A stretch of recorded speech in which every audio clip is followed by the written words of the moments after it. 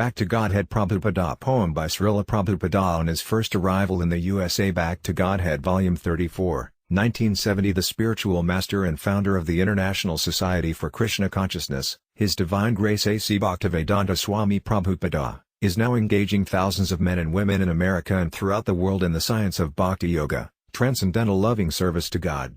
Prabhupada had no personal motive in first beginning ISKCON. He so vigorously preaches the philosophy of God consciousness simply because he has been ordered to do so by his own spiritual master, Srila Bhaktisiddhanta Sarasvati Goswami Maharaja. His Divine Grace A.C. Bhaktivedanta Swami Prabhupada first arrived in the United States in 1965 with $7, a letter of introduction to an Indian family in Pennsylvania, and a suitcase with some volumes of Srimad Bhagavatam.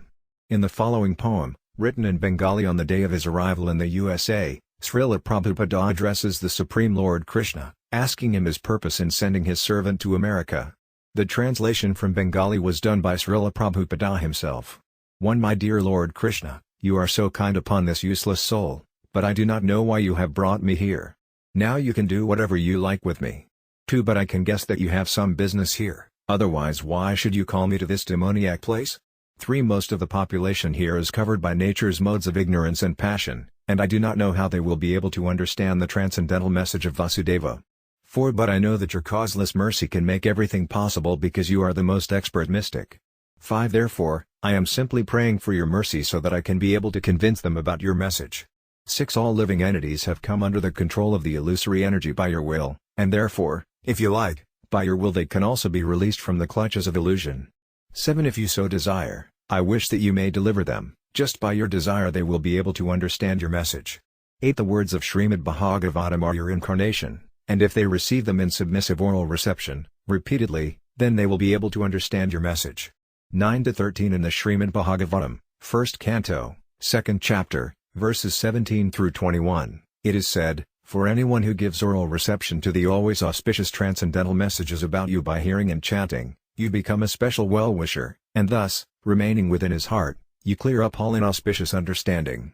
When such inauspicious understanding is almost cleared up, a person realizes the importance of devotional service. In that stage of understanding, the influence of the modes of ignorance and passion becomes almost nil, and the resultant action of passion and ignorance can no more attack the heart, thus he becomes joyful, being situated on the platform of goodness. When, by dint of devotional service, he thus becomes jubilant due to awakening the modes of goodness, he becomes liberated from material contamination and is able to understand the science of God. In this stage of liberation, all misgivings in the heart, or the bondage of the material network, become cut to pieces, and by the science of God he is elevated from all sorts of doubts. At this stage the result of past activities becomes vanquished because of his realization of the Supreme Lord. 14 This is the process of becoming liberated from the influence of the modes of ignorance and passion, and thus they can become freed from all inauspicious things accumulated in the heart. 15 But because I am very unfortunate, unqualified, and the most fallen, I am therefore seeking your benediction so that I may be able to convince them about this Krishna consciousness. 16 Somehow or other, you have brought me here to speak about you. Now it is up to you to make me a success or failure, as you like. 17 You are the Lord of the whole creation, so if you like you can make my power to speak suitable, so that they can understand. 18 By your causeless mercy only my words may become transcendentally pure, and I am sure that when such a transcendental message penetrates their hearts, certainly they will feel gladdened and thus become liberated from all unhappy conditions of life.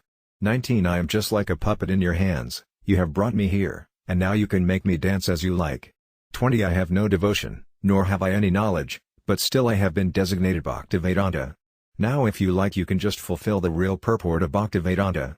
The most unfortunate, insignificant beggar, Bhaktivedanta Swami, on board the ship Jaladuta, Commonwealth Pier, Boston, Massachusetts, USA.